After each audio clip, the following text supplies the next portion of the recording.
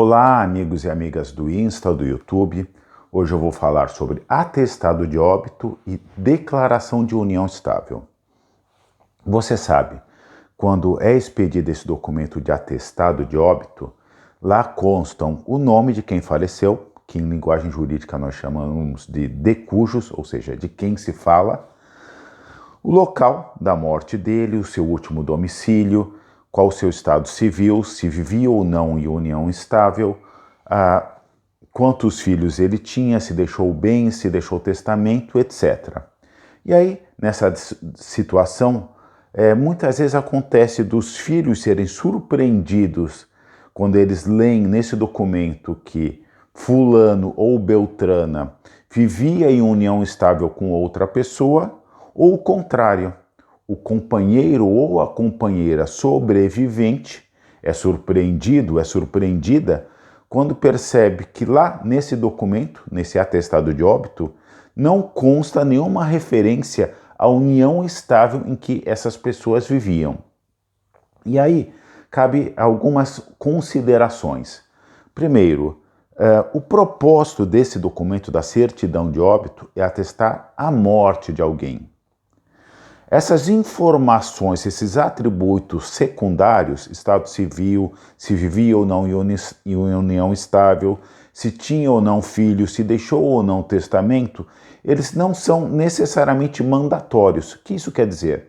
Bom, imagine que você seja filho de quem morreu, do de cujus, e ao ler a certidão de óbito, você percebe que o seu nome, não existe referência a você nesse documento. Bom, isso não quer dizer que você vai ser necessariamente prejudicado no inventário e partilha. Da mesma forma, isso vale para o companheiro e para a companheira em união estável. O fato de seu nome estar lá não quer dizer que automaticamente você vai exercer os seus direitos hereditários no inventário e partilha, e o contrário também é verdadeiro. O fato de o seu nome não estar lá ou não existir nenhuma referência à união estável que você tinha com o de cujus não significa que você vai estar alijado ou alijada do inventário e partilha. Então, a referência que existe à união estável ou a não referência à união estável no atestado de óbito não significa necessariamente que o inventário partilha e a partilha, ou mesmo direitos previdenciários, serão confirmados ou alijados. Mas dá para dizer que é um bom começo. Então, se você vive em união estável, e o seu companheiro, a sua companheira morre, é interessante que você acompanhe a expedição do atestado de óbito e confirme que lá nesse documento que você vivia em união estável com ele ou com ela.